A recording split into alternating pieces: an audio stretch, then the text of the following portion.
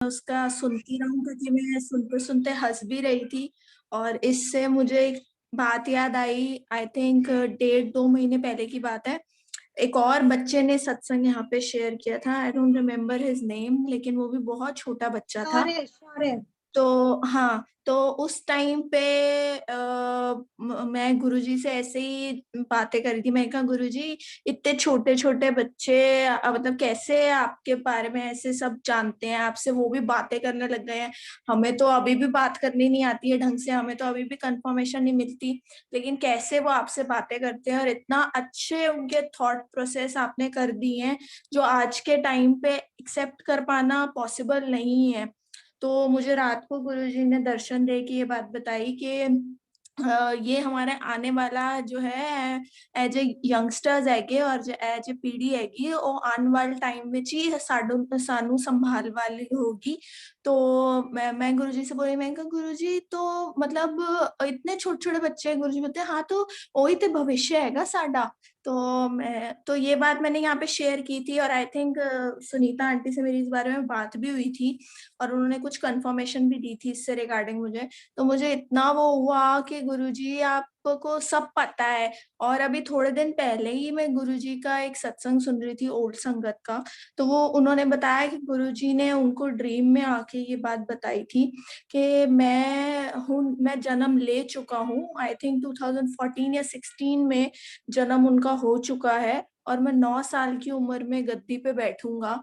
और मतलब उन्होंने फिर चोला छोड़ने की भी एज वगैरह बताई। तो मैं अब एग्जैक्टली मुझे वो इतना डीप में सत्संग याद नहीं है क्योंकि मैंने काफी टाइम पहले ये सत्संग सुना था। तो मुझे यही चीज याद आती है कि इन छोटे छोटे बच्चों में सब में गुरुजी बसे हुए हैं। तो मुझे तो लग रहा है कि इनमें से ही कोई गुरुजी का रूप होकर हो सकता है, क्योंकि इतने प्यारे प्यारे बच्चे, क्योंकि मैं देखती हूँ कि और भी यूट्यूब पे बहुत सारे छोटे बच्चे हैं और वो भी 8 इयर्स 10 इयर्स के, वो अपने सत्संग शेयर कर रहे होते हैं।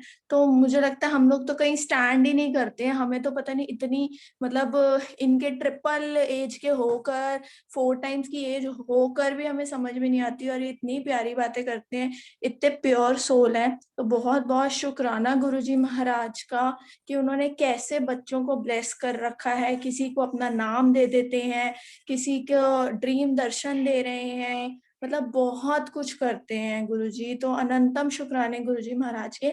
मेरा बेटा 1.5 साल का है। तो मैंने ये बात पहले भी बताई थी कि गुरुजी ने ही उसका नाम रखा था शिवांश। तो बहुत ज्यादा मेरी प्रेगनेंसी में कॉम्प्लिकेशंस थी, पहले भी मिसकैरेज हो चुका था।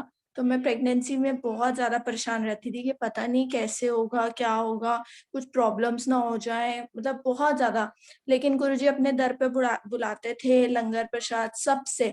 इनफैक्ट मैं उस टाइम पे बहुत ज्यादा एस्ट्रोलॉजी की तरफ भी गई थी और मुझे बहुत सारे एस्ट्रोलॉजर ने डराया भी हुआ था क्योंकि कई प्रिडिक्शन उनकी सच भी हुई थी। तो मैं बहुत ज्यादा घबराती थी। लेकिन मैं सिर्फ उस टाइम पे गुरुजी को 100% सरेंडर तो नहीं करूंगी, क्योंकि सरेंडर तो हम आज तक भी नहीं समझ पाए कि कैसे करना होता है। बट स्टिल वो एक टाइम होता है जो गुरुजी ही बताते हैं। हम गुरुजी की मर्जी के बगैर सरेंडर कर ही नहीं सकते। अगर आज मुझे कोई कहेगा सरेंडर कर दो या मैं किसी को बोलूंगी तो नहीं होगा। वो सब गुरुजी के ऊपर ही है, कैसे किसी को दर्शन देकर या कैसे किसी का ट्रस्ट जीतना है, उनको ही आता है कि कब किसको सरेंडर करवाना है। तो मुझे लगता है वो उनके हुक्म के अलावा तो हम सरेंडर भी नहीं कर सकते हैं। तो संगत जी, आज मेरा जो बेटा है वो अभी उसने बोलना सीखा ही है, तो अभी क्लियर तो नहीं बोलता है। तो वो गुरुजी हम पूरा दिन बोलते रहते हैं। तो उसको पता है कि गुरुजी कौन है, मत्था कैसे टेकना है, जय कैसे करनी है, सब कुछ। और वो थोड़ा बहुत एक रिदम में अपने ही भाषा में गाता भी रहता है को। तो वो गुरुजी को जय जी बोलता है क्योंकि अभी उसको प्रॉपर बोलना नहीं आता। तो जैसे वो देखता है कि हम लोग लंगर गुरुजी को भोग लगाते हैं, तो आज उसने हाथ में बर्फी ली और गुरुजी के स्वरूप के आगे बोला जय जी खाओ, जय जी खाओ। और वो पीछे पड़ गया, मतलब कम से कम 5-10 मिनट।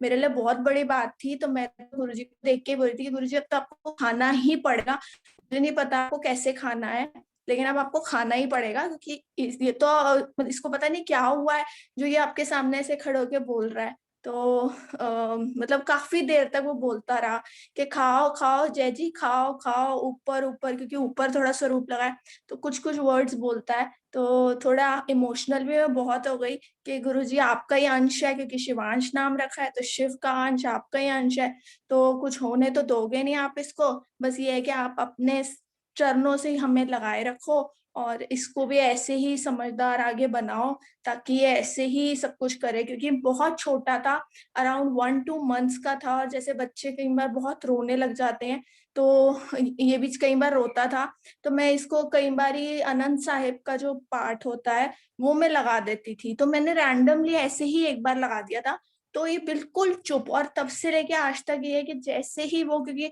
हर सत्संग में मोस्टली हम अगर कोई भी सत्संग चलाते हैं यूट्यूब से, कोई प्लेलिस्ट चलाते हैं तो उसमें वो आता ही है लास्ट में आनंद साहिब का पाठ। तो ये चुपचाप उसमें बैठता है, अभी तक इसको वो चीज़ है, बल्कि मैं बीच में भूल गई थी लेकिन इस जब भी अब लगता है तो वो बहुत आराम से बैठता है और उसको पता है कि ये मंत्र जाप है और गुरुजी कौन से हैं, कैसे सब करना है।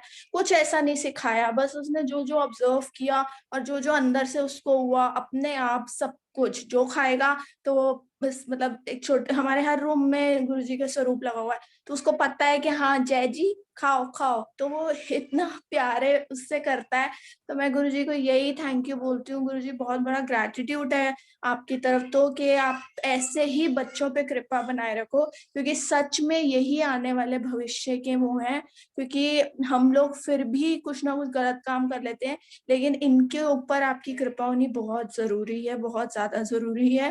तो बहुत-बहुत शुक्राने गुरुजी के, अनंतम शुक्राने। कोई भूल-चूक हुई हो तो संगत जी माफ़ करना। गुरुजी